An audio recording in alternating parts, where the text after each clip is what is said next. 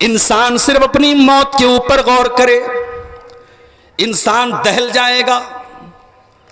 सिर्फ अपनी मौत के ऊपर गौर कर ले इंसान को पता चल जाएगा इंसान की औकात क्या है, इंसान की हैसियत क्या है, इंसान कितना बेबस और कमजोर है।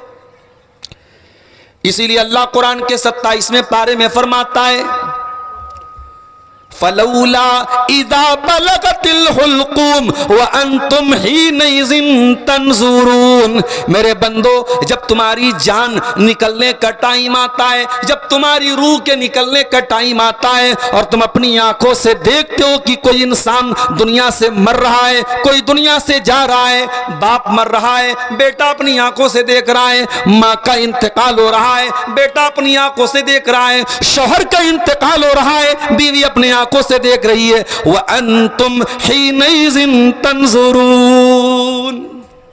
देख रहे हो तुम्हारा अपना बिछड़ रहा है, तुम्हारा करीबी दुनिया से जा रहा है, मगर तुम कुछ कर नहीं सकते हो। व नहनु अक़रबु इलैहि मिनकुम वलाकिन ला तुबसिरून। मरने वाला दुनिया से जा रहा है, तुम उसकी चारपाई के पास बैठे हो और तुम्हें यह लगता है कि मेरे बाप का इंतकाल हो रहा है और बाप से सबसे करीब में मैं बैठा हूं, मेरे शौहर का इंतकाल हो रहा है और उससे सबसे करीब में मैं बैठी हूं।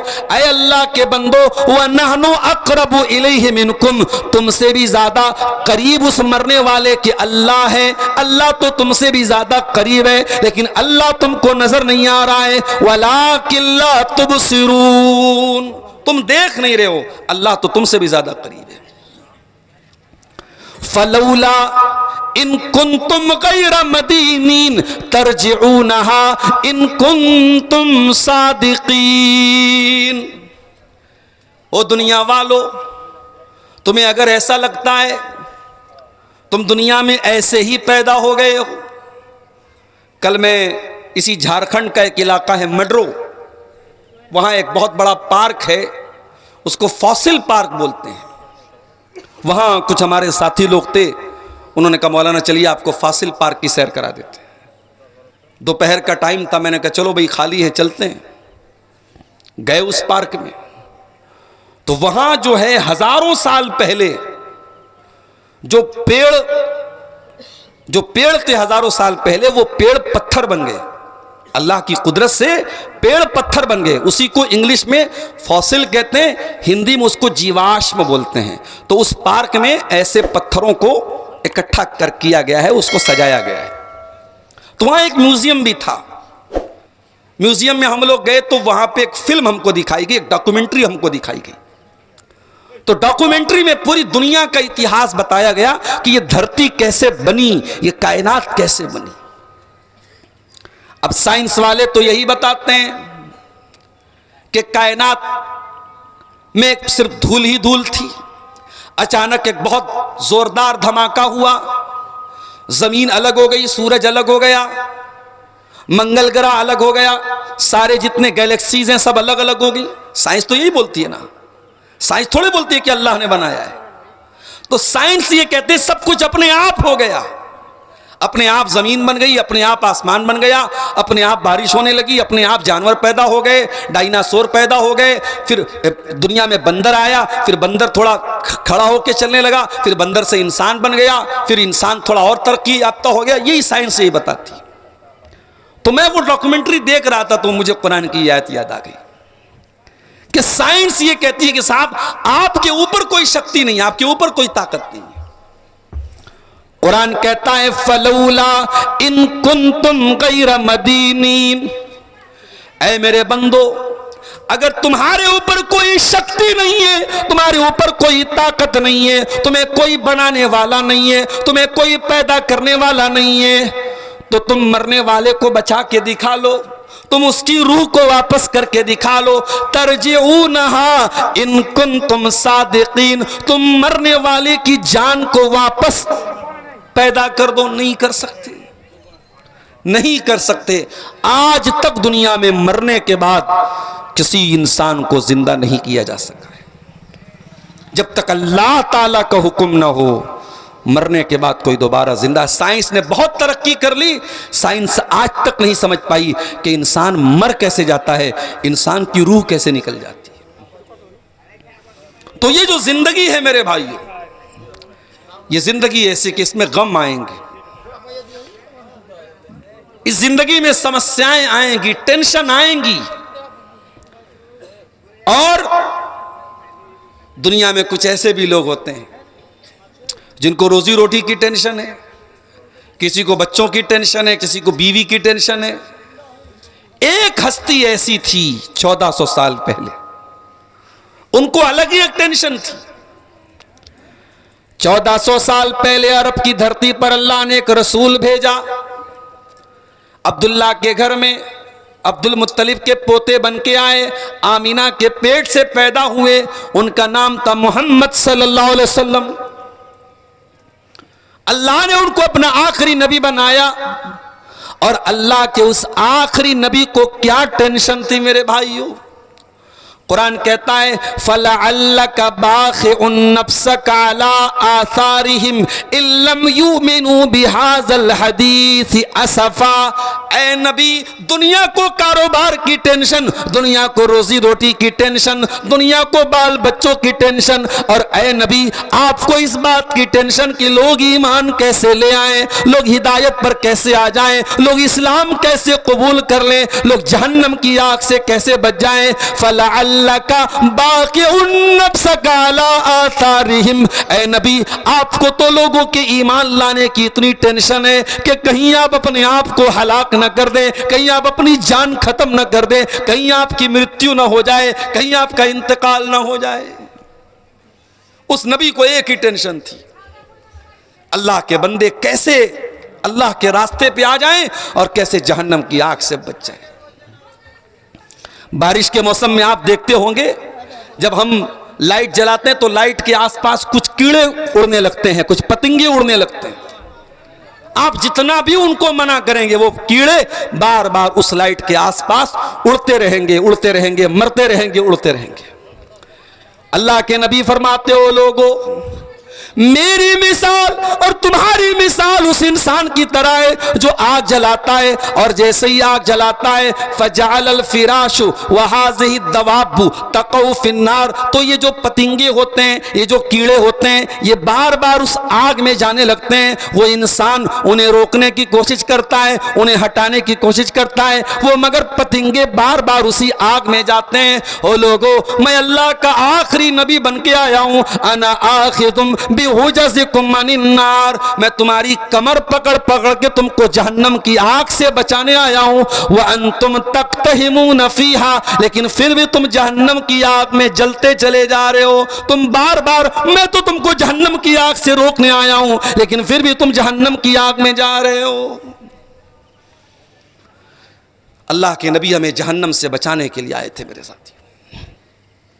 आपकी जिंदगी की सबसे बड़ी टेंशन यही थी। कभी हमारी आंखों से आंसू निकला है अपने नबी के लिए? कभी हम रोए हैं रात में अपने नबी को याद करके? हमारे नबी हमारे लिए रोया करते थे। सही बुखारी की हदीस है, रात का टाइम था, अल्लाह के प्यारे नबी कुरान पढ़ रहे थे, और कुरान पढ़ते पढ़ते सूरह मायदा की इस आयत पर पहुंचे। हजरत ईसा अलैहिस्सलाम अल्लाह से दुआ करते हैं और कहते हैं इन तुअज़्ज़िबहुम फ़इन्नहुम इबादुक व इन तग़फ़िर लहुम फ़इन्नका अंतल अज़ीज़ुल हकीम। ईसा अलैहिस्सलाम कहते हैं अल्लाह, अगर तू इनको अजाब देगा तो ये तेरे बंदे हैं, और अगर तू माफ कर देगा तो ऐ अल्लाह कौन तेरा हिसाब लेने वाला है, कौन तुझसे पूछने वाला है? तू ताकतवर है, तू हिकमत वाला है। थोड़ी देर के बाद अल्लाह के नबी ने कुरान की दूसरी आयत पढ़ी, जिसमें हजरत इब्राहीम अलैहिस्सलाम अल्लाह से कहते हैं फमन तबिअनी फइन्नहु मिन्नी वमन आसानी फइन्नका गफूरुर रहीम। ऐ अल्लाह, जो मेरी पैरवी करेगा, जो मुझे फॉलो करेगा, जो मेरे रास्ते पर चलेगा, वो तो मेरी इत्तेबा करने वाला है, वो तो मेरा मानने वाला है। और ऐ अल्लाह, जो मेरी नाफरमानी करेगा तो तू गफूरुर रहीम है, तू माफ कर देना, तू दरगुजर कर देना। अल्लाह के नबी ने सोचा, ईसा अलैहिस्सलाम ने अपनी उम्मत के लिए दुआ मांग ली, इब्राहीम ने अपनी उम्मत के लिए दुआ मांग ली, मेरी उम्मत का क्या होगा? बुखारी के अल्फाज हैं, अल्लाह के रसूल रोने लगे, आंसू बहने लगे और हाथ उठाया और रोते हुए कहने लगे अल्लाहुम्मा उम्मती, अल्लाहुम्मा उम्मती। ऐ अल्लाह, मेरी उम्मत का क्या होगा? ऐ अल्लाह, मेरी उम्मत का क्या होगा? नबी की आंख से आंसू गिरे और अल्लाह को कोई परवाह ना हो, ऐसा नहीं हो सकता। नबी की आंख से आंसू गिरे, अल्लाह ने फौरन जिब्रील को भेजा। ऐ जिब्रील, मुझे तो सब पता है, जाओ नबी से पूछो क्यों रो रहे हैं। जिब्रील अमीन आते, मायुब की का या मोहम्मद, अल्लाह के नबी क्यों रो रहे हैं, क्या बात है, आपकी आंखों से आंसू क्यों बह रहे हैं? अल्लाह के नबी फरमाते हैं, ऐ जिब्रील, मैं अपनी उम्मत के गम में रो रहा हूं, मैं अपनी उम्मत की टेंशन में रो रहा हूं, मेरी उम्मत का कयामत के दिन क्या होगा? अल्लाह ने फरमाया, ऐ जिब्रील, जाओ मेरे नबी को बता दो, मेरे नबी से कह दो, इन्ना सनुर्दीका फी उम्मतिका वला नसूका। ऐ मेरे हबीब, ऐ मेरे आखिरी नबी, आपकी उम्मत के बारे में आपको टेंशन लेने की जरूरत नहीं है, आपको परेशान होने की जरूरत नहीं है। ऐ नबी, हम आपकी उम्मत के बारे में आपको खुश कर देंगे, आप परेशान ना हो। यह थी नबी की टेंशन। सलाम उस पर जो उम्मत के लिए रातों को रोता था, सलाम उस पर जो फर्शे खाक पर जाड़े में सोता था, सलाम उस पर के जिसके घर में चांदी थी न सोना था, सलाम उस पर के टूटा बोरिया जिसका बिछौना था। हमें तो वो नबी मिले हैं मेरे प्यारे साथी, उस नबी को टेंशन भी रहती तो अपनी उम्मत की टेंशन रहती थी। लक़द जाअकुम रसूलुम मिन अनफुसिकुम अज़ीज़ुन अलैहि मा अनित्तुम हरीसुन अलैकुम। ओ लोगो, हमने तुमको ऐसा रसूल दिया है, ऐसा नबी दिया है जो जान से बढ़ के तुमसे प्यार करते हैं, जो तुमसे बहुत मोहब्बत करते हैं। अज़ीज़ुन अलैहि मा अनित्तुम, तुम तकलीफ में पड़ जाओ, मेरे नबी को ये गवारा नहीं है, मेरे नबी को ये बर्दाश्त नहीं है। अभी तरावी की नमाज आपने पढ़ी कि नहीं रमजान में? कि तरावी नबी ने 3 दिन पढ़ाई थी और बुखारी की रिवायत है, तीनों दिन सहाबे किराम की बड़ी भीड़ आ गई मस्जिद में। पहले दिन थोड़े लोग आए, दूसरे दिन ज्यादा लोग आ गए, तीसरे दिन पूरी मस्जिद भर गई। इसका मतलब कि सहाबा को शौक था। अभी तक तरावी की नमाज नहीं होती थी, लेकिन जब नबी ने पढ़ाई नमाज ये, तो सहाबा बड़े शौक के साथ आए और उन्होंने तरावी की नमाज पढ़ी। आज हमारा हाल क्या है? शुरू रमजान में तरावी की नमाज होती है, मस्जिद भरी रहती है, फिर जैसे जैसे रमजान गुजरने लगता है तरावी की नमाज में तादाद कम होने लगती है, और कहीं कहीं तो बहुत कम हो जाती है, कहीं कहीं बिल्कुल लोग बहुत कम हो जाते हैं। हम तो तरावी की नमाज से भागते हैं, हम तो इबादत से जी चुराते हैं। सहाबे किराम का जज्बा देखो मेरे प्यारे भाइयों, अल्लाह के प्यारे नबी ने 3 दिन तरावी की नमाज पढ़ाई। रमजान की 23वीं रात को आपने पहली तरावी पढ़ाई, बहुत सारी भीड़ आ गई सहाबा की। फिर 25वीं रात में आप आए तो उससे ज्यादा सहाबा की भीड़ आ गई। फिर 27वीं रात को आप आए तो और ज्यादा भीड़ आ गई, मस्जिद भर गई तमाम सहाबे किराम की।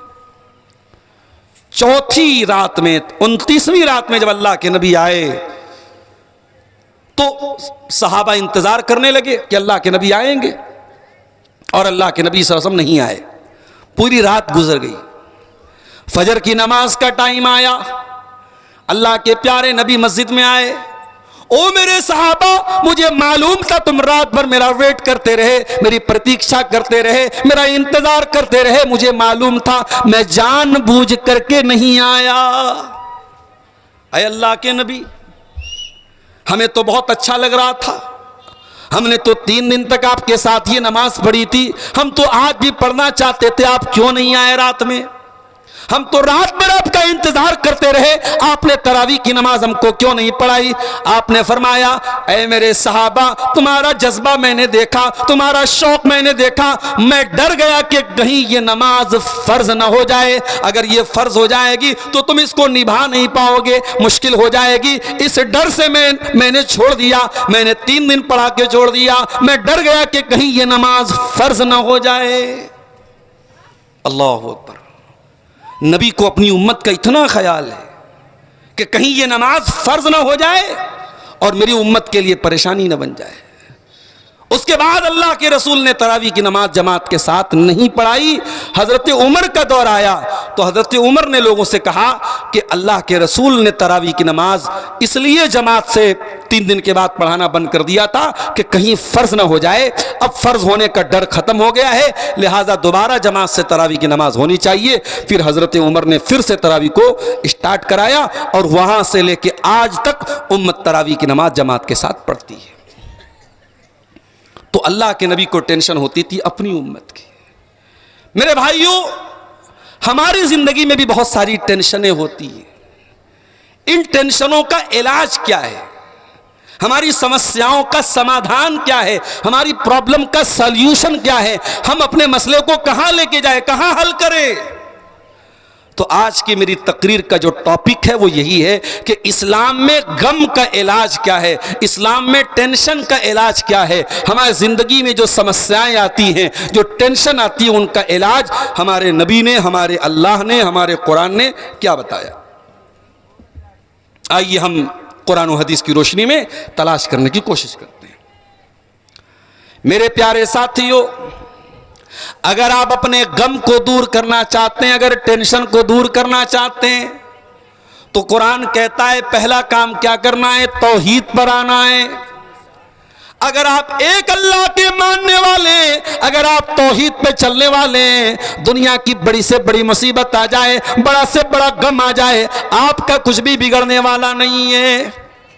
फ़अक़िम वजहक लिद्दीन हनीफ़ा फितरतल्लाहिल्लती फ़तरन्नास अलैहा। ऐ मेरे नबी, आप अपना चेहरा उस अल्लाह की तरफ कर लीजिए जिस अल्लाह ने पैदा किया है। और ऐ मेरे नबी, ये तौहीद ही इंसान की फितरत है, जिस फितरत पर अल्लाह ने पैदा किया है। अल्लाह ने हमें तौहीद पर पैदा किया है। दुनिया में बच्चा पैदा होता है तौहीद पर पैदा होता है। दुनिया में आने के बाद कोई मूर्ति की इबादत करने लगता है, कोई पत्थर की इबादत करने लगता है, कोई ईसा मसीह की इबादत करने लगता है। दुनिया में आने के बाद लोग शिर्क करते हैं, लेकिन अल्लाह ने जो प्राकृतिक तौर पर, जो नेचुरल तौर पे हमें पैदा किया है, मेरे प्यारे साथियों, तौहीद पर पैदा किया है। इसलिए इस्लाम ये कहता है तौहीद को अपना लो, एक अल्लाह की इबादत करने वाले बन जाओ, तुम्हारी जिंदगी में चैन आ जाएगा, सुकून आ जाएगा। अल्लज़ीना आमनू वलम यल्बिसू ईमानहुम बिज़ुल्मिन उलाइका लहुमुल अम्नु वहुम मुहतदून। ऐ मेरे बंदो, तुम ईमान वाले बन जाओ और अपने ईमान में शिर्क की मिलावट मत करो, शिर्क की मिलावट मत करो। मुझे मालूम है, मैं साहेबगंज और पाकुड़ के इलाके में हूँ। यहाँ अल्हम्दुलिल्लाह हमारी अहले हदीसों की तादाद बहुत अच्छी तादाद है और हमारे यहाँ शिर्क को बिदत ना के बराबर है। लेकिन हाँ, मैं ये भी बता दूँ आपको कि कहीं कहीं जिहालत की वजह से अब अहले हदीसों के यहाँ भी शिर्क व बिदत की गुमराही अब आने लगी है। कहीं कहीं अहले हदीसों के यहाँ भी अब तावीज़ पहना जाने लगा है। अब कहीं कहीं हमारे यहाँ भी बदअकीदगी वाली चीजें आने लगी हैं। बिल्ली ने रास्ता काट दिया तो कहीं कहीं हमारे लोग भी अपनी गाड़ी रोक लेते हैं, बिल्ली ने रास्ता काट दिया। कहीं कहीं हमारे घर की औरतें भी, औलाद नहीं हो रही है और किसी ने कहा फला दरगाह पे चली जाओ, तो दरगाह पे जाने के लिए भी तैयार हो जाती हैं। मेरे प्यारे भाइयों, मेरी माँ और बहनों, तौहीद का मतलब यही है कि मर जाओ, कट जाओ, मगर तौहीद से समझौता नहीं करना है। पेशानी झुकेगी तो अल्लाह के सामने झुकेगी, अल्लाह के सिवा किसी और के ऊपर भरोसा नहीं करना है। इसलिए कि दुनिया में कौन है अल्लाह ताला जिसको देना ना चाहे कौन है उसको दे सकता है, और अल्लाह जिसको देना चाहे कौन ऐसा है जो रोक सकता है। हम लोग नमाज में सलाम फेरने के बाद एक दुआ पढ़ते हैं, अल्लाहुम्मा ला मानिया लिमा आतैता वला मोतिया लिमा मनाता वला यनफउज़ल जद्द मिनकल जद्द।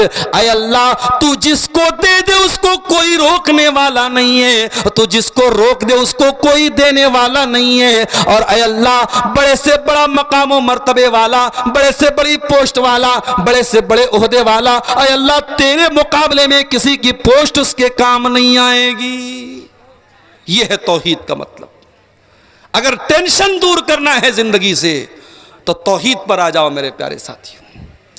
याकूब अलैहिस्सलाम को देखो, उनका बेटा यूसुफ अलैहिस्सलाम अपने भाइयों की साजिश का शिकार हो गया। भाइयों ने ले जाके कुएं में डाल दिया।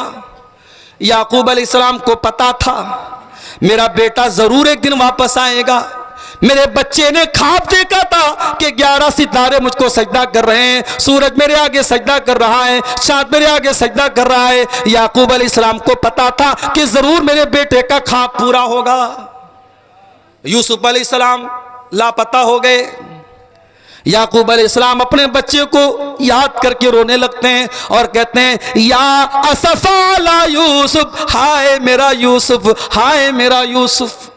लोग कहने लगते हैं, ऐ याकूब अलैहिस्सलाम क्यों याद करते हो यूसुफ को, क्यों याद करते हो यूसुफ को? यूसुफ को याद कर करके कहीं खत्म ना हो जाना, कहीं हलाक ना हो जाना। हजरत याकूब अलैहिस्सलाम कहते हैं, इन्नमा अश्कू बस्ती व हुज़नी इलल्लाह। ऐ अल्लाह, मैं शिकवा करता हूं तो तेरी बारगाह में करता हूं। ऐ अल्लाह, मैं आंसू बहाता हूं तो तेरे आगे बहाता हूं।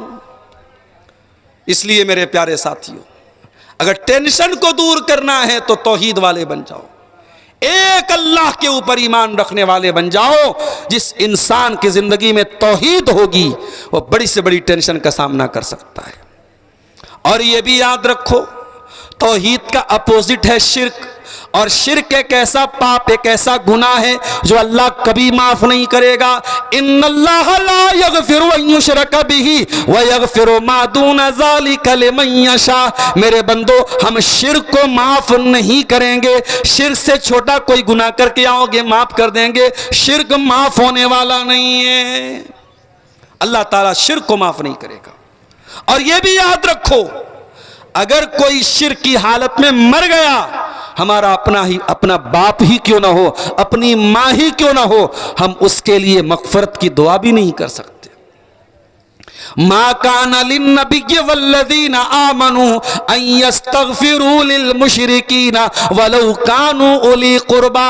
ऐ नबी, आपको भी अधिकार नहीं है, ऐ मुसलमानों तुमको भी अधिकार नहीं है कि कोई शिर्क की हालत में मर जाए और तुम उसके लिए मग़फ़िरत की दुआ करो। किसी मुशरिक के लिए मग़फ़िरत की दुआ करने की इजाज़त नहीं है आपको। मेरे प्यारे साथी, अल्लाह के नबी को एक मरतबा अपनी माँ की याद आई। आपने माँ को 5 साल की उम्र में खो दिया था, 6 साल की उम्र में। अल्लाह के नबी को माँ का प्यार नहीं मिल पाया। 6 साल की उम्र में आपकी माँ का इंतकाल हो गया।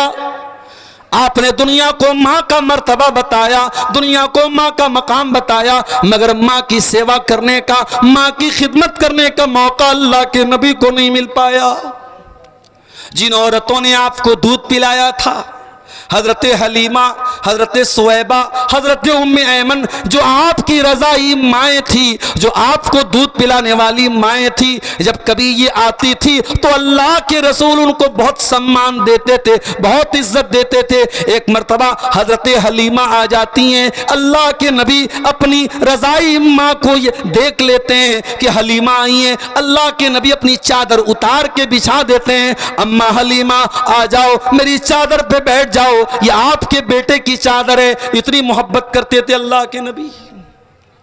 मां को आपने 6 साल की उम्र में खो दिया। अब जाहिर है 6 साल का बच्चा अपनी मां से जुदा हो जाए तो जिंदगी के हर मोड़ पर उसको मां की याद आती है। एक मर्तबा अल्लाह के नबी को अपनी मां की बहुत याद आई। आप साहबे किराम को लेके अपनी माँ की कब्र पे जाते हैं, माँ की कब्र को देखते हैं, माँ की ममता याद आ जाती है, माँ का प्यार याद आ जाता है, माँ का गम याद आ जाता है। अल्लाह के नबी रोने लगते हैं और इतना रोते हैं, हदीस के अल्फाज हैं कि आपके आसपास जितने सहाबा थे अपने नबी को रोता हुआ देख के सारे सहाबा भी रोने लगते हैं। फिर आपने रोते हुए फरमाया, हो लोगो, मैंने अल्लाह से इजाजत मांगी थी कि मैं अपनी माँ की मग़फ़िरत की दुआ करना चाहता हूँ, फलम युज़न ली, अल्लाह ने मुझको इजाज़त नहीं दी, क्योंकि माँ तौहीद पर नहीं थी, माँ अपने बाप दादा के मज़हब पर थी, शिर्क पर थी, इसलिए अल्लाह ने माँ की मग़फ़िरत की दुआ की इजाज़त भी नहीं दी।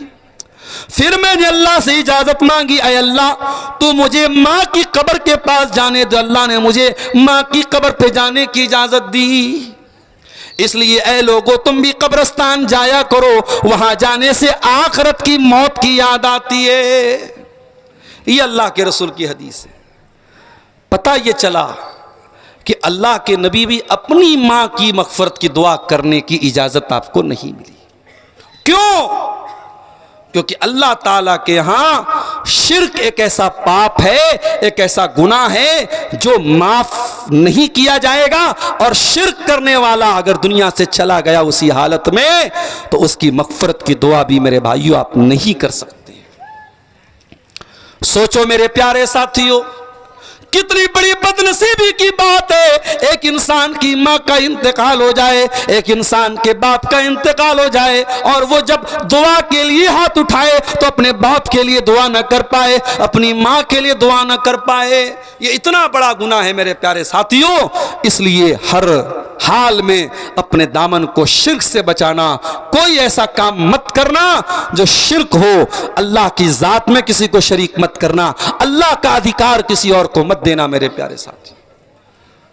अभी एक वीडियो मैंने देखा, एक बच्चा था, जवान लड़का था, अपनी मां को चूम रहा था, जवान लड़का अपनी मां का पैर चूम रहा था और ऐसे अंदाज से चूम रहा था, ऐसा लग रहा था मां के आगे सजदा कर रहा है। ये अमल भी ठीक नहीं है मेरे प्यारे साथी। माँ का सम्मान करने की इजाजत इस्लाम ने दी है, लेकिन माँ का पैर चूमना और ऐसे अंदाज में चूमना ऐसा लगे कि आप माँ को सजदा कर रहे हैं, इस बात की इस्लाम में इजाजत नहीं है। वह अन्नल मसाजिद लिल्लाहि फला तदऊ मअल्लाहि अहदा। ऐ लोगों, कान खोल करके सुन लो, सजदा करना सिर्फ अल्लाह के लिए जायज है, किसी और के आगे सजदा नहीं कर सकते। अभी रमज़ान में मैं कर्नाटक में था, गुलबर्गा शहर में था। वहाँ एक बहुत बड़ी कब्र है, मज़ार है, दरगाह है, उसको बोलते बंदा नवाज। जैसे अजमेर की जो दरगाह है उनको बोलते गरीब नवाज, ऐसे ही गुलबर्गा की जो दरगाह है उसको बोलते बंदा नवाज। बंदा नवाज का मतलब बंदों को देने वाला। उनका ये अकीदा है कि ये जो बाबा हैं सबको देते हैं। तो वहाँ जो बंदा नवाज के मानने वाले हैं तो वो अपनी दुकानों का नाम लिखते हैं केबीएन। केबीएन का मतलब क्या है? खाजा बंदा नवाज।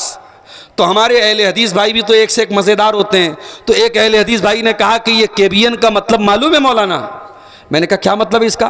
तो बोले इसका मतलब है कोई भरोसा नहीं। केबीएन, कोई भरोसा नहीं। और जो लोग लिखते केजीएन, तो केजीएन का मतलब कोई गारंटी नहीं। वो तो ये मतलब ले रहा है खाजा गरीब नवाज, मगर हमारे अहले हदीस भाई उसकी फुल फॉर्म क्या बनाए? कोई गारंटी नहीं। अच्छा, कुछ लोग लिखते हैं वाई के जी नहीं, या खाजा गरीब नवाज, तो उसकी उन्होंने क्या बनाया? यकीनन कोई गारंटी नहीं। तो ये है, ये अकीदा हमारा है, अल्लाह तबारक व तआला के सिवा कोई हमारा गरीब नवाज नहीं है, कोई बंदा नवाज नहीं है, कोई दस्तगीर नहीं है मेरे प्यारे साथी। आज उम्मत को कहां लेके चले गए मेरे भाइयों? इन बुजुर्गों की कब्रें बना के उनके ऊपर सजदा किया जा रहा है, चादर चढ़ाई जा रही है, औरतों का रेला लगा हुआ है, औरतों की लाइन लगी है। कान खोल के सुन लो मेरे प्यारे साथियों, दुनिया का सबसे बड़ा पाप शिर्क है। इन्न शिर्क लजुल्मुन अज़ीम। अगर टेंशन से बचना है, अगर गम से बचना है, अगर परेशानी से बचना है, तो सबसे पहले शिर्क से बचना पड़ेगा। अपने दामन को शिर्क से बचाना होगा। तो ये पहली चीज होगी। इस्लाम में गम का इलाज क्या है? तौहीद को अपना लीजिए मेरे प्यारे साथियों। दूसरी चीज, अभी रमजान का महीना गुजरा, कभी आपने गौर किया रमजान हमें क्या सिखाने आया था? माफ करना, हमने रमजान का सही मतलब नहीं समझा। रमजान आया, हमने क्या समझा कि रमजान आ गया, भूखे रहने का महीना आ गया, प्यासे रहने का महीना आ गया, 13-13 घंटे 14-14 घंटे भूखा रहना पड़ेगा। हो लोगो, रमजान भूखे रहने का नाम नहीं है, रमजान प्यासे रहने का नाम नहीं है। रमजान का असल मकसद क्या है? अब अल्लाह से पूछते हैं। अल्लाह फरमाता है, या अय्युहल्लज़ीना आमनू कुतिबा अलैकुमुस्सियामु कमा कुतिबा अलल्लज़ीना मिन क़ब्लिकुम लअल्लकुम तत्तकून। ऐ ईमान वालो, ये रमजान का रोजा इसलिए फर्ज किया गया है ताकि तुम अल्लाह से तकवा वाले बन जाओ, अल्लाह का तकवा तुम्हारे अंदर पैदा हो जाए, अल्लाह का डर पैदा हो जाए। पता ये चला रमजान हमें तकवा सिखाने आया था। हो लोगो, एक महीना रोजा रखने के बाद हम सब अपने गिरेबान में झांके कि एक महीना रोजा रखने के बाद अगर हमने तकवा नहीं सीखा, अगर हमने अल्लाह का डर नहीं सीखा, तो हमने क्या सीखा मेरे भाइयों? रमजान हमारा वजन कम करने के लिए नहीं आया था, रमजान हमें भूखा रखने के लिए नहीं आया था, रमजान हमें तकवा सिखाने आया था। और जानना चाहते हो तकवा क्या है? आओ मैं आपको एग्जाम्पल देता हूं तकवा किसको कहते हैं। अभी तो रमजान फरवरी और मार्च में आ गया ना। अभी ये 6-7 साल पहले, 10 साल पहले ये रमजान अप्रैल में आता था, मई में आता था, तब भी हम रोजा रखते थे। अब ये फरवरी में आ गया, मौसम थोड़ा अच्छा हो गया, तब भी हमें रोजा रखना है। और 2030 में जो रमजान आएगा उसमें 2 बार रमजान आएगा, एक बार जनवरी में आएगा, एक बार दिसंबर में आएगा, तब भी हम रोजा रखेंगे। सर्दी का मौसम रहेगा, आसान रहेगा रोजा रखना, तब भी हम रोजा रखेंगे। अब मान लो गर्मी का रोजा है, गर्मी का मौसम है और आप रोजे की हालत में, आपने ज़ोहर की नमाज पढ़ने के लिए वजू बना रहे हैं आप, और वजू बनाने के लिए आपने कुल्ली करने के लिए पानी मुंह में डाला, पानी मुंह में गया। सुबह 4 बजे आपने सहरी खाई है और तब से आपने पानी नहीं पिया है, बिल्कुल हलक सूख करके कांटा बन चुका है। आपने पानी मुंह में डाला, हलक की डिमांड है कि हमको पानी पिला दो, पानी मुंह के अंदर गया है। अगर पानी थोड़ा सा हलक में गिर जाए तो कोई कैमरा तो नहीं लगा है जो रिकॉर्ड कर ले, कोई देखने वाला तो नहीं है जिसको पता चल जाए। मगर गौर करो मेरे साथियों, एक मुसलमान अपना रोजा नहीं तोड़ता है। गर्मी है, प्यास लग रही है, पानी मुंह के अंदर गया है, 2-4 बूंदे अगर पानी की हलक के अंदर गिरा ले कोई देखने वाला नहीं है, मगर मुसलमान कुल्ली करता है, पानी मुंह में डाल करके बाहर निकाल देता है। इसी का नाम तकवा है मेरे साथियों। जहां कोई देखने वाला ना हो, जहां किसी का कोई डर ना हो, वहां पर अल्लाह का डर हमारे अंदर पैदा हो जाए, इसी का नाम तो तकवा है। और रमजान तकवा सिखाने के लिए आया था मेरे साथियों। हमने रमजान में खाना छोड़ा था रोजे की हालत में, पानी छोड़ा था रोजे की हालत में, बीवी को छोड़ा था रोजे की हालत में। खाना नहीं खाते थे, बीवी के पास नहीं जाते थे, पानी नहीं पीते थे, ये सब चीजें हलाल थी मगर रोजे की हालत में हराम हो गई। पता ये चला कि रोजा रख करके अल्लाह ताला हमें ये सबक सिखा रहा है, ऐ मेरे बंदे, अगर तू 14 घंटे मेरे कहने पर तू खाना छोड़ सकता है, पानी छोड़ सकता है, तो ऐ मेरे बंदे तू हराम चीजों को क्यों नहीं छोड़ सकता है? आज कितने कारोबार हैं हमारे समाज में जो हराम तरीके से हो रहे हैं। मोबाइल बेचने वाला बजाज फाइनेंस, हमारे यहां ये 0% इंटरेस्ट पर मोबाइल लीजिए, बेच रहे कि नहीं बेच रहे लोग? और मना करो तो जवाब क्या देते? मौलाना धंधा करना है हमको, हम नहीं बेचेंगे फाइनेंस पर, हमारी दुकान नहीं चलेगी। लोग कैश में नहीं खरीदते हैं, लोग नगद नहीं खरीदते, हमें फाइनेंस पर बेचना हमारी मजबूरी है। हराम को मजबूरी बना लिया आपने। जिस नबी ने कहा था कि सूद का खाना हराम है, सूद का खिलाना हराम है, और सूद की गवाही देना हराम है, और सूद को लिखना हराम है, और तू बैठ करके दुकान पर बजाज फाइनेंस के जरिए, सूद के जरिए तू सामान बेच रहा है। यह बात याद रखो मेरे साथियों, किस्तों पर कोई सामान खरीदना बेचना इस्लाम में हराम नहीं है, मगर ये जो बैंकों के थ्रू और फाइनेंस कंपनियों के थ्रू जो फाइनेंस हो रहा है, ये हराम है। और क्यों हराम है? क्योंकि उसमें सूद शामिल है। अगर आपने बजाज फाइनेंस से कोई सामान लिया और महीने की जो तारीख, ईएमआई की तारीख, अगर टाइम से आपने ईएमआई का पेमेंट नहीं किया, अगले दिन फौरन पेनाल्टी लगेगी, फौरन फाइन लगेगी। ये जो पेनाल्टी लग रही है, यही सूद है, यही इंटरेस्ट है, यही हराम है। लिहाजा उसका काम करना भी हराम है। आपने हराम को मजबूरी बना लिया। मेरे प्यारे साथियों, तकवा का मतलब यही है, हराम का मौका मिल रहा है, हराम का चांस मिल रहा है, मगर हराम चीजों से अपने दामन को बचा लिया जाए, इसी का नाम तो तकवा है। और एक महीना का रोजा रख करके हमने तकवा को सीखा है। अगर एक महीने का रोजा रखने के बाद आज कलियाचक के बाजारों में मुसलमान लड़कियां बेपर्दा घूम रही हैं, अगर आज पाकुड़ की मार्केट में मुसलमान लड़के नजरबाजी कर रहे हैं, आज साहिबगंज की मार्केट में अगर बेपर्दगी और बेहयाई हो रही है, इसका मतलब यह हुआ कि हमने एक महीने के रोजे से कुछ नहीं सीखा मेरे भाइयों। तकवा, तकवा कहते किसको है? हजरत उमर फारूक रजी अल्लाह तआला अन्हु एक मर्तबा हजरत उबई बिन काब से पूछते हैं, ऐ उबई बिन काब, तकवा किसको कहते हैं? हजरत उबई बिन काब ने कहा, ऐ अमीरुल मोमिनीन, हल मररत बितरीक़िन ज़ाति शौका, क्या आपका गुजर कभी ऐसे रास्ते से हुआ है जहां कांटेदार झाड़ियां हो, जहां कांटेदार रास्ते हो?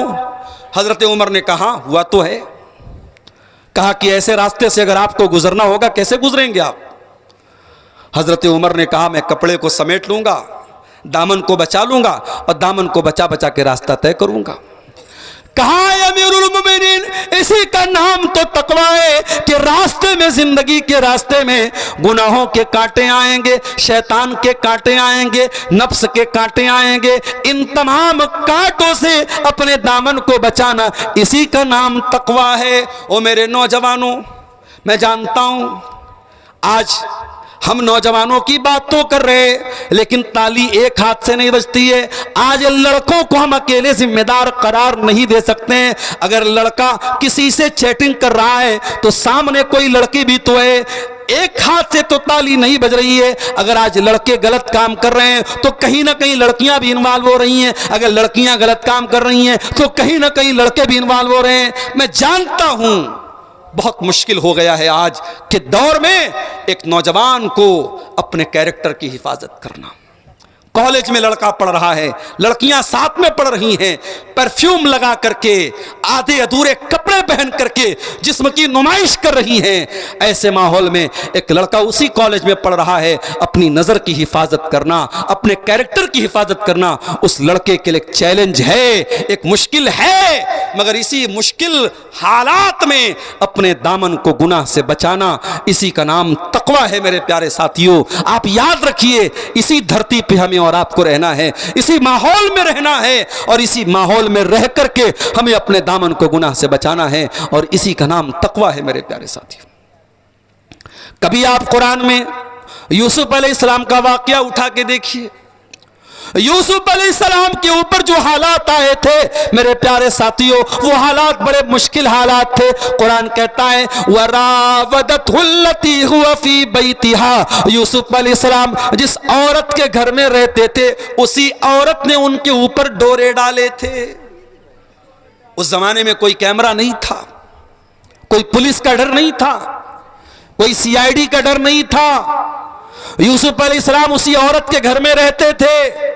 औरत खूबसूरत थी, जवान थी, यूसुफ भी जवान थे, यूसुफ भी खूबसूरत थे, और औरत खुद बुला रही थी, और औरत ने घर के सारे दरवाजे भी बंद कर दिए थे।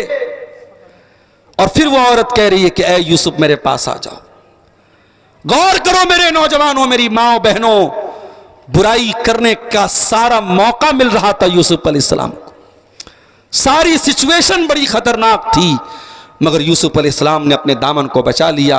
काला माअज़ल्लाह इन्नहु रब्बी अहसन मसवाया इन्नहु ला युफ्लिहु ज़ालिमून। ऐ अजीज़ मिस्र की बीवी, ऐ मेरी मलका, ऐ ज़ुलेखा, मैं तेरे दावत गुनाह पर लब्बैक न कहूँगा, मैं तेरे साथ ये गलत काम नहीं कर सकता। मेरे अल्लाह ने तेरे घर में मुझको ठिकाना दिया है, ऐ ज़ुलेखा, मैं तेरे साथ ये गलत काम नहीं कर सकता। ये है तकवा। और मेरे प्यारे साथियों, अगर जिंदगी में गम से बचना है तो तकवा वाले बन जाओ। और एक जुमला बोल रहा हूं, नोट कर लो, गुनाह कभी छुप नहीं सकता है। आज हमने कोई पाप किया, कोई गुनाह का काम किया, हमने सारे सबूत भी मिटा दिए, हमने सारे गवाहों को मिटा दिया, मगर वो गुनाह एक न एक दिन दुनिया के सामने आएगा। अगर दुनिया में नहीं आएगा तो कयामत के दिन सामने आएगा। वो धरती बोलेगी यौमइज़िन तुहद्दिसु अख़बारहा, जिस धरती पर बैठ के हमने गलत काम किया था वो धरती बोलेगी हत्ता इज़ा मा जाऊहा शहीदा अलैहिम समउहुम, हमारा कान बोलेगा, कान से क्या क्या तुम बातें सुनते थे, वह अबसारुहुम, हमारी आंखें बोलेंगी, हमने आंखों से क्या क्या देखा था। और हमारी चमड़ी बोलेगी, अल्लाह ताला कयामत के दिन हमारी आंखों को भी गवाह बनाएगा, हमारे कानों को भी गवाह बनाएगा, हमारे बदन की त्वचा को, हमारी चमड़ी को भी गवाह बनाएगा। इसलिए मेरे भाइयों, गुनाह से वक्ती तौर पे मजा आ जाएगा, गुनाह से वक्ती तौर पे लज्जत मिल जाएगी, मगर गुनाह का असर बहुत भयानक पड़ेगा।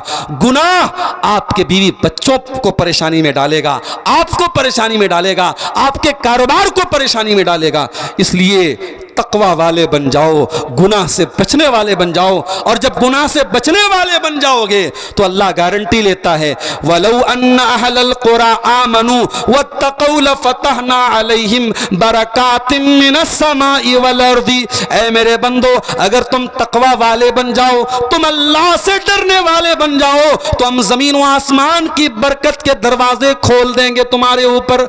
ऐ बिजनेस करने वालों, ऐ मोबाइल शॉप चलाने वालों, इलेक्ट्रॉनिक सामान चलाने वालों, अल्लाह की कसम, आप हराम तरीकों से पैसा कमाने के चक्कर में न पड़ो। अल्लाह हलाल से इतनी बरकत देगा कि आप सोच भी नहीं सकते। हलाल में अल्लाह बरकत नहीं देता है, बहुत बरकत देता है। हलाल के जरिए भी लोग करोड़पति बने हैं और बनते हैं मेरे साथ। अभी एक आदमी से मेरी मुलाकात हुई, कर्नाटक में, अरबपति आदमी है और हलाल तिजारत है, बेकरी का बहुत बड़ा कारोबार है।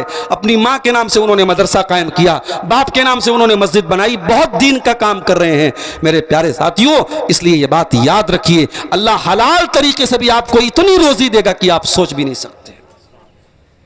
तो ये दूसरी चीज है, तकवा वाले बन जाओ, जिंदगी से गम दूर हो जाएगा, टेंशन दूर हो जाएगी। इस्लाम में गम को दूर करने का तीसरा तरीका, जिंदगी से टेंशन को दूर करने का तीसरा तरीका क्या है मेरे भाइयों? अल्लाह से तौबा किया करो, अल्लाह से माफी मांगा करो, अल्लाह के सामने अपने गुनाहों की माफी मांगा करो। ये जलसा हो रहा है, जलसा खत्म हो जाए, घर जाओ, वजू कर लो, और अल्लाह ताला अगर तौफीक दे तो 8 रकात पढ़ लेना, 8 नहीं पढ़ सकते तो 6 पढ़ लेना, 6 भी नहीं पढ़ सकते तो 4 पढ़ लेना, 4 भी नहीं पढ़ पाते तो 2 रकात पढ़ लेना। रात का सन्नाटा है, रात का सुहाना वक्त है, 2 रकात तहज्जुद की नमाज पढ़ लेना और अल्लाह के सामने बैठ जाना और अल्लाह से अपने गुनाहों की माफी मांग लेना, अल्लाह से तौबा कर लेना। मेरे प्यारे साथियों, ये तौबा भी आपकी बहुत सारी मुसीबतों को दूर कर देगी। अभी रमजान में ताक़रातों में हमने क्या दुआ मांगी थी? अल्लाहुम्मा इन्नका अफ़ुव्वुन तुहिब्बुल अफ़्वा फ़अफ़ु अन्ना। आय अल्लाह, तू माफ करने वाला है, तू माफी को पसंद करता है। आय अल्लाह, तू हमको भी माफ कर दे। हमने ताक़रातों में, हमने शबे क़द्र में भी अल्लाह ताला से तौबा की थी, हमने अल्लाह से माफी मांगी थी। इसलिए मेरे प्यारे साथियों, तौबा किया करो, क्योंकि ये बात नोट कर लो कि हमारे ऊपर जितनी मुसीबतें आती हैं वो हमारे अपने करतूतों का फल होती हैं, अपने कामों की सजा होती है। वमा असाबकुम मिन मुसीबतिन फबिमा कसबत अयदीकुम, ऐ मेरे बंदो तुम्हारे ऊपर जो भी मुसीबतें आती हैं वो तुम्हारे अपने करतूत का नतीजा होती हैं, अपने गुनाहों की सजा होती है। लिहाजा अल्लाह ताला से मफ़रत तलब किया करो, माफ़ी मांगा करो।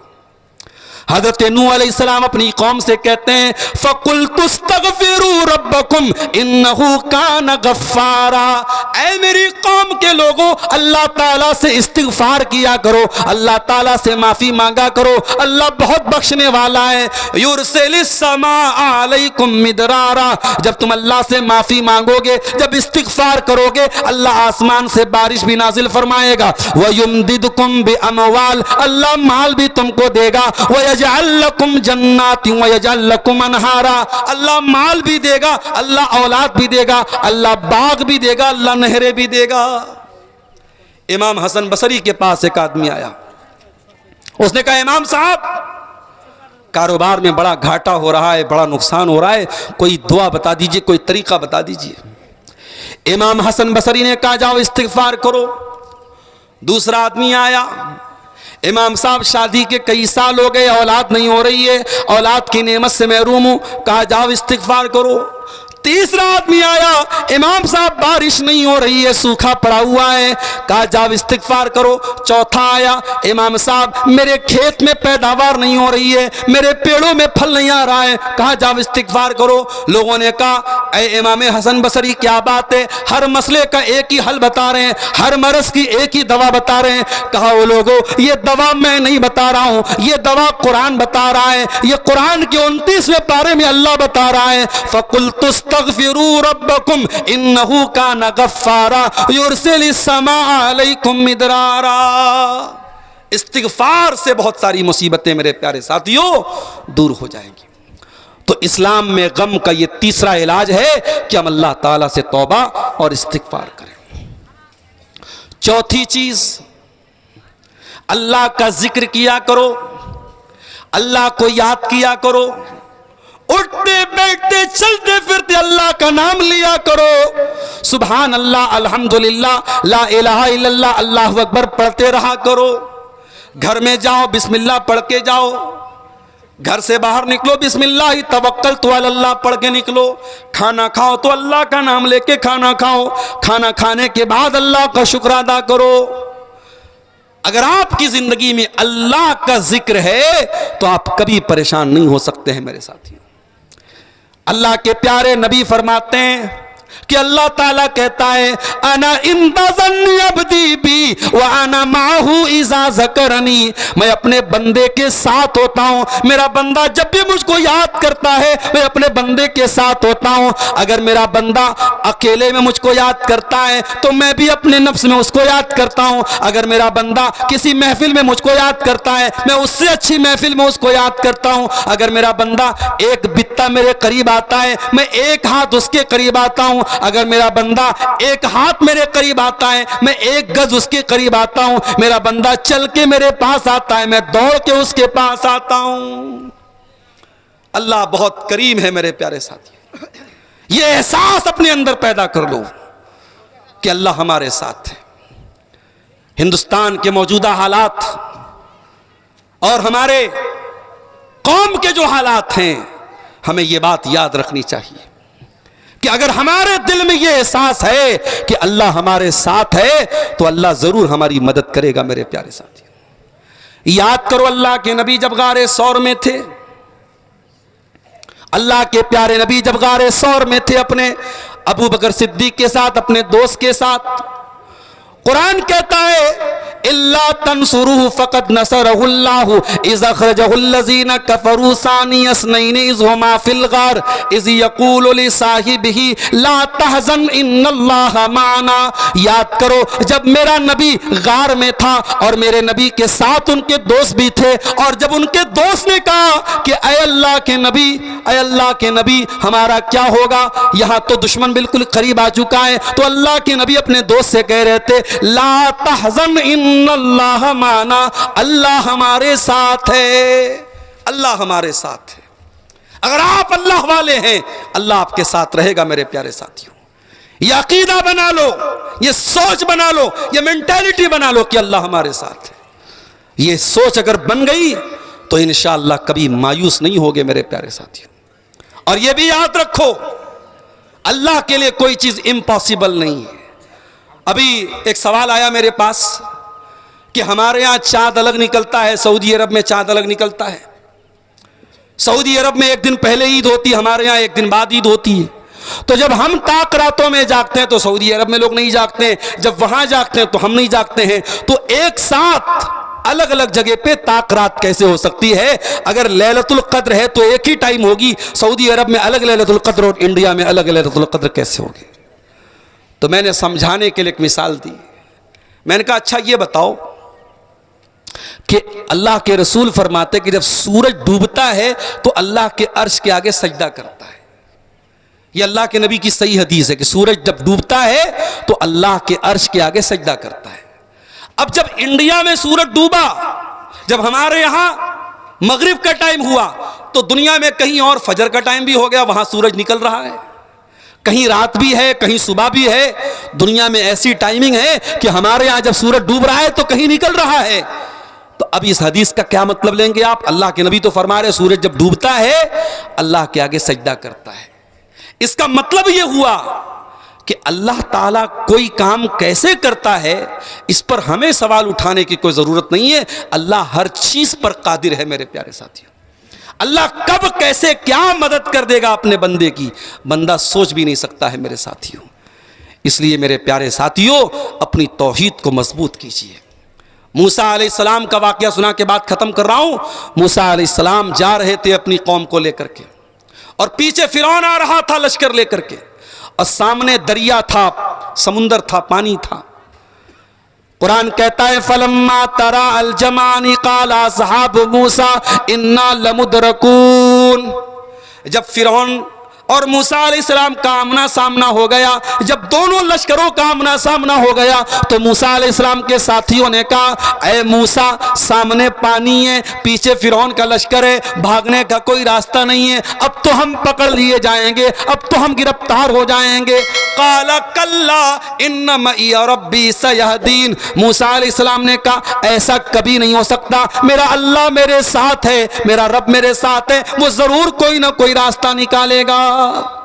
जब मूसा अलैहिस्सलाम ने इतने यकीन के साथ कहा कि मेरा अल्लाह मेरे साथ है, तो अल्लाह ने मूसा अलैहिस्सलाम से क्या कहा? फ़अौहैना इला मूसा अन इज़रिब बिअसाकल बहरा। ऐ मूसा अपनी लाठी को पानी के ऊपर मार दो। मूसा अलैहिस्सलाम ने पानी को लाठी को पानी पर मारा। फनफलक फकान कुल्लु फिरकिन कत्तौदिल अज़ीम। पानी के अंदर दो टुकड़े हो गए, पानी के अंदर रास्ता बन गया। फरक्का का ब्रिज बनने में कई साल लग रहे हैं। आज एक समुंदर के ऊपर एक ब्रिज बनने में करोड़ों की लागत लगती है, और यहां अल्लाह ने एक लाठी के जरिए समंदर में ब्रिज बना दिया, रास्ता बना दिया। दोनों तरफ का पानी रुक गया और उसी रास्ते पर मूसा अलैहिस्सलाम अपने साथियों को लेके चले गए। मेरे प्यारे साथियों, अगर हमारी जिंदगी में अल्लाह तबारक व तआला की जात पर तवक्कुल होगा, अल्लाह की तौहीद होगी, तो इंशाअल्लाह हमें कोई गम और कोई टेंशन नहीं होगी। मौजू बहुत वसी था, और भी पहलू थे, लेकिन हमारे बुजुर्ग हमारे मोहतरम शेख बदरुद्दोजा साहब तशरीफ ला चुके हैं। मैं अपनी बात को यहीं पर ख़त्म करते हुए अल्लाह से दुआ करता हूँ रब्बुल आलमीन हर गम और हर टेंशन से हम सब की हिफाजत फरमाए। अल्लाह ताला हमें तौहीद पर कायम रखे। मेरे भाइयों, आप हजरात इस मस्जिद के लिए चंद मिनट में आपके सामने बैठा हूं, आप आइए और आगे बढ़ करके कुछ इस मस्जिद के लिए आप ताउन करते हुए जाइए। अल्लाह ताला आप सबके इस नेकी को कबूल फरमाए। मैं बस 5 मिनट आपके सामने बैठा हूं। इस 5 मिनट के अंदर जो मुख्तसर आप अल्लाह की राह में जो भी दान दे सकते हैं, चंदा दे सकते हैं, अल्लाह के इस घर के लिए देते हुए जाएँ। अल्लाह ताला आपके सबके ताउन को कबूल फरमाए और इस मस्जिद की तामीर को हम सबको जल्द से जल्द मुकम्मल करने की तौफीक अता फरमाए। आइए आइए, जल्दी आइए।